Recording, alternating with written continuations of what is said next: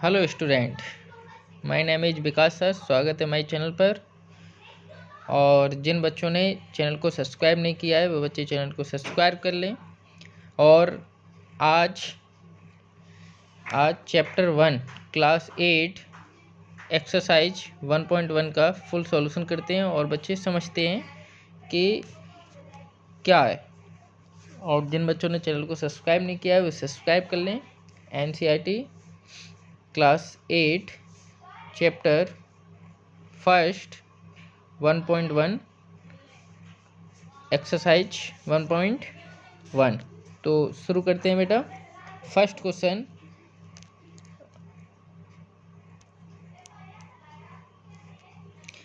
Name of property of the under multiplication use in the each of the following. तो property बतानी है अपन को। क्या बतानी है बेटा? इसमें कौन सी प्रॉपर्टी लग रही है।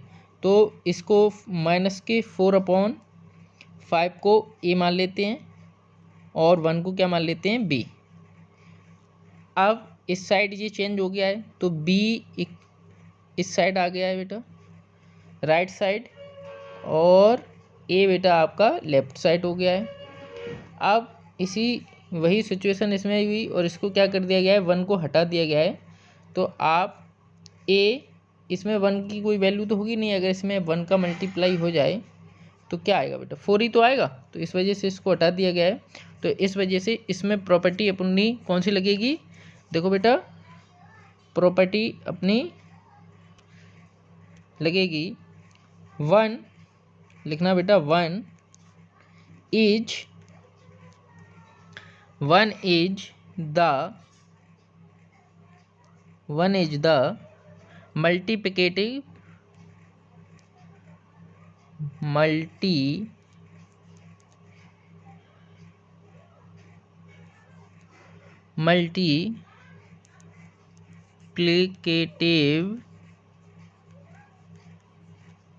Multiplicative identity.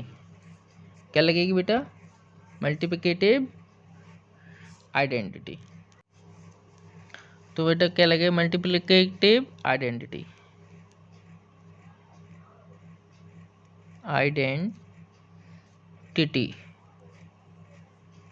ये हो गया बेटा इसका आंसर।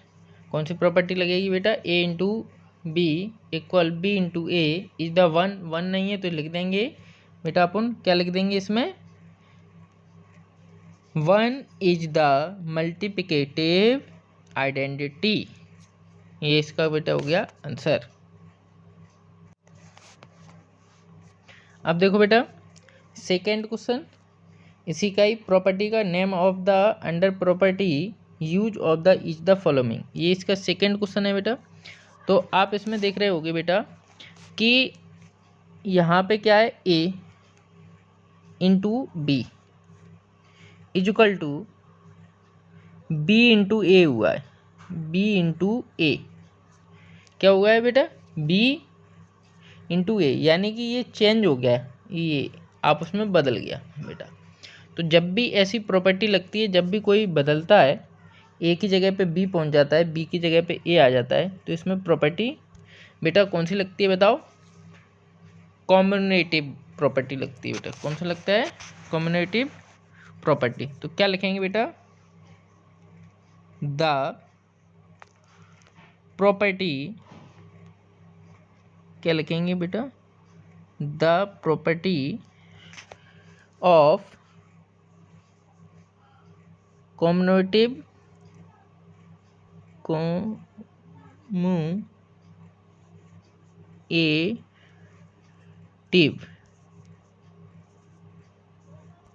कम्युनेटिव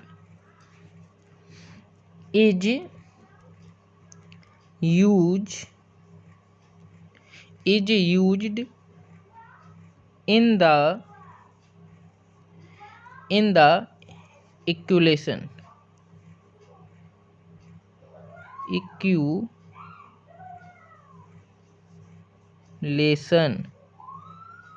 यहाँ पे लिख देता हूँ मैं, इक्वेशन, है ना। तो कौन सी प्रॉपर्टी लगेगी बेटा? जब भी कोई चीज़ चेंज होती है बेटा आपस में, तो अपनी प्रॉपर्टी चेंज हो जाती है। क्या लिखते हैं, the property of the communicative is use in the equation, यानी कि ए इंटू बी और बी इंटू ए, तो प्रॉपर्टी इज ये लगेगी। अब देखते हैं बेटा इसी का ही फर्स्ट का थर्ड क्वेश्चन पर चलते हैं।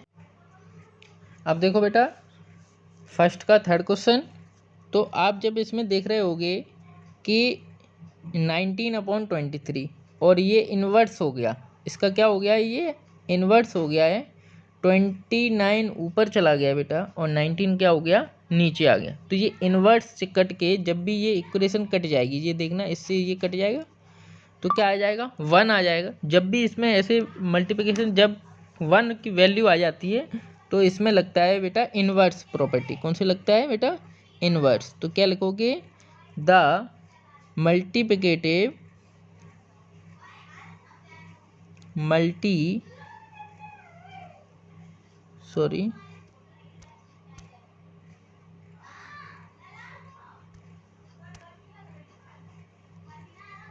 मल्टीप्लिकेटिव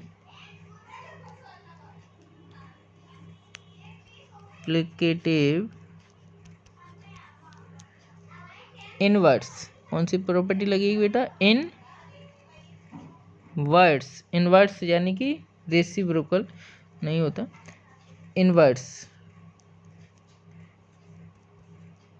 इज द प्रॉपर्टी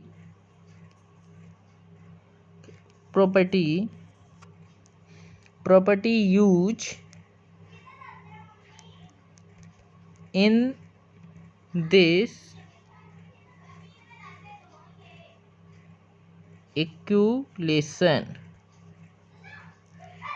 तो कौन सी प्रॉपर्टी लगेगी बेटा, जब भी ऐसा क्वेश्चन होगा बेटा, जब उसकी वैल्यू क्या आएगी, 1 आएगी इन्वर्स होकर, तो क्या लगेगी, the multiplicative inverse is the property use of the equation. ये प्रॉपर्टी आपकी लगेगी बेटा। तो अपन ने फर्स्ट क्वेश्चन के फर्स्ट का पहला, second and third question, 3 question थे।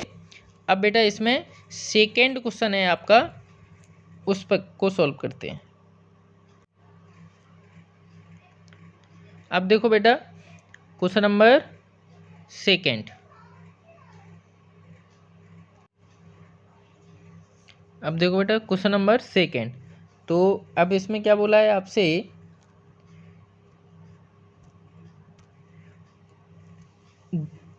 Tell what property also of the of to the. तो देखना इसको क्या मान लेते हैं बेटा, अपन ए मान लेते हैं, ठीक है बेटा, ब्रैकेट ये आपका बी हो गया, बी इंटू सी हो गया। अब इस साइड क्या हो गया बेटा, प्रॉपर्टी में अगर देखा जाए तो हैच किसके हो गया। अब ये देखना ये क्या था आपका, ए था, ए था। जैसे कलर चेंज कर लेते हैं अपन जिससे आपको क्लियर समझ में आए, दोबारा से कलर चेंज करके बता देते हैं आपको। अब आप देखोगे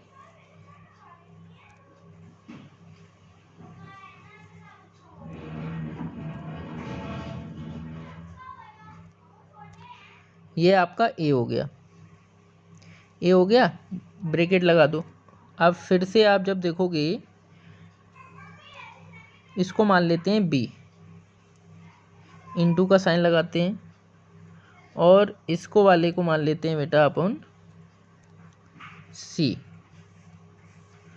तो आप जब देख रहे हो कि ये जो चेंजिंग है, अब ये वाला क्या था आपका, ए था, इस कलर वाले को, जिससे क्या है आपको बेटा सही समझ में आएगा, ये आपका ए ही तो था। अब ए इंटू और ये आपका क्या था, बी था,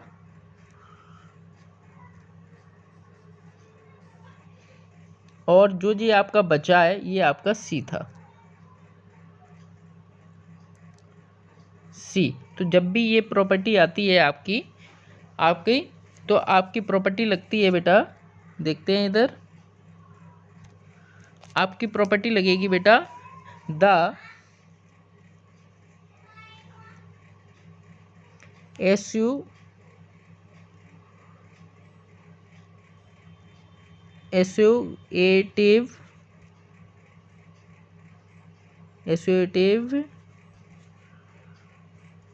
T property, associative property is used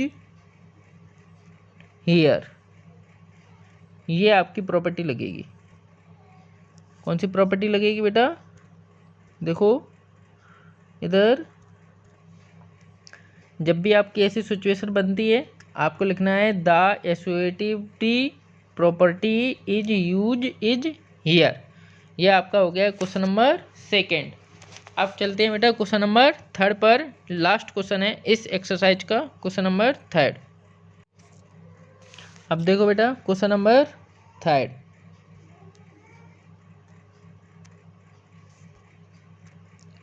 third वाले में देखो क्या बोला है, the product of two rational number is the also is the. अब कोई भी रेशनल नंबर का जब प्रोडक्ट किया जाएगा यानी कि मल्टीप्लाई किया जाएगा a इंटू बी का, तो ये क्या आएगा, एक रेशनल नंबर ही आएगा।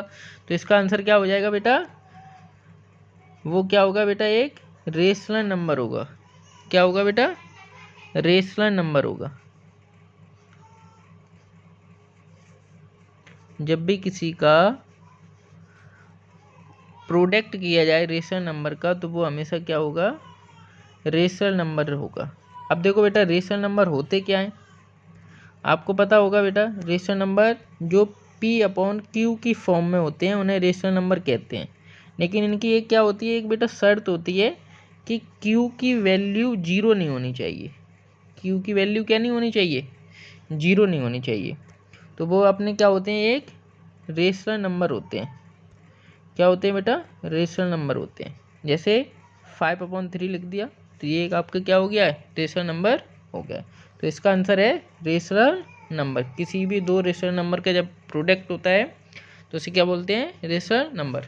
वीडियो अच्छा लगा हो तो चैनल को लाइक करें और शेयर करें। इसमें अपन ने चैप्टर 1 पूरा कंप्लीट कर लिया है। Next chapter 2 next day.